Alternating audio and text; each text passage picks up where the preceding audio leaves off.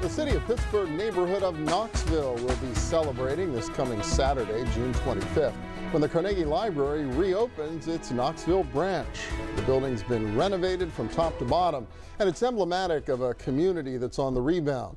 Knoxville, along with neighboring Mount Oliver, is one of 7 communities participating in the Strengthening Communities Partnership organized by the Allegheny Conference, which co-produces this program.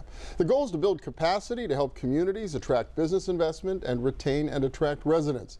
Mary Frances Cooper is president and director of the Carnegie Library of Pittsburgh, and welcome back. Good to see you again. Thank you. It's great to be here. Yeah, and this is really a great example of the library actually making investments to help strengthen communities. You know, it absolutely is. And this is our 16th project in the city of Pittsburgh. We've been doing this since about 2002.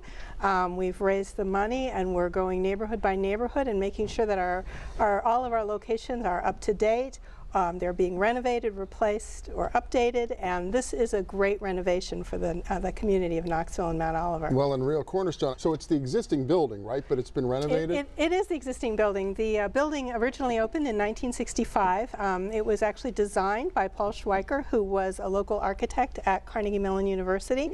It was in what they call the brutalist style. Okay. That's a good descriptive. But we had worked with GBB and architects. They've really opened it up, made in a lot of natural light, great spaces for kids and teens. We're able to incorporate computers far better. I saw bookshelves, but now computers all over the library. Absolutely, yeah, right? the computers. And that, in Knoxville is one of the neighborhoods where actually we do see a lot of computer use. You know, I always tell people you can't apply for a job today if you don't go online. You have to be able to go online to fill out the application.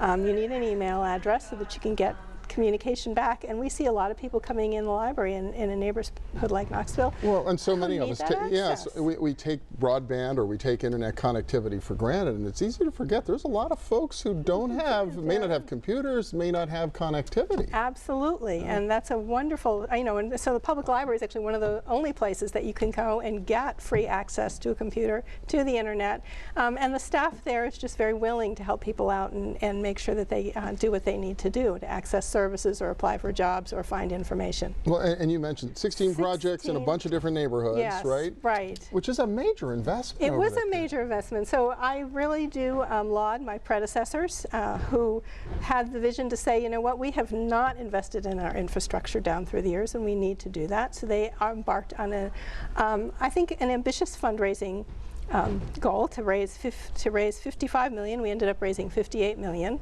over the course of about 8 years, and we're continuing to add to that. So, for example, at the Knoxville Library, we were able to take advantage of the Neighborhood Assistance Program, which is a state tax credit program. Which is really the cornerstone of the Allegheny Conference's Strengthening Communities Partnership. Exactly. Right? And so we had Duquesne Light and UPMC so they've been part of our success in that location. We were able to secure a grant from the state for $500,000. It's a Keystone Grant, which is one of the few grant programs that is available to public libraries. Wow. So we continue to put the money together so that we can do these great things in these neighborhoods. True public-private partnership Absolutely. To make this possible. It has to just mean the world to some of these communities that have been left behind by all the great things that have been happening in our region. Well, you know, you're absolutely right. And when you look at a community like the Knoxville Mount Oliver neighborhood, that community has so much potential.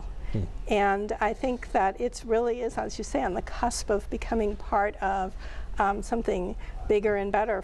And the library wants to be a part of that. And in many of the neighborhoods that we've gone into and rebuilt our libraries, in Hazelwood, in Beachview, in East Liberty. East Liberty, yeah. The Hill District, all of these neighborhoods where we've gone in, Allegheny on the north side where we built a new library, we're seeing there's other development that's starting to happen. And so the library really is an anchor. It's an anchor You're that homesteader, you're that anchor, you're that first dollar in that makes it possible to be a magnet for more. So only a few seconds left, but what's coming up on Saturday? Big community thing at the library? Yes, on Saturday, from 10 until 2, we will all be there. We'll have the ribbon cutting. We'll welcome the neighborhood back in. It is a beautiful, beautiful building. I want everyone to come and see what's possible.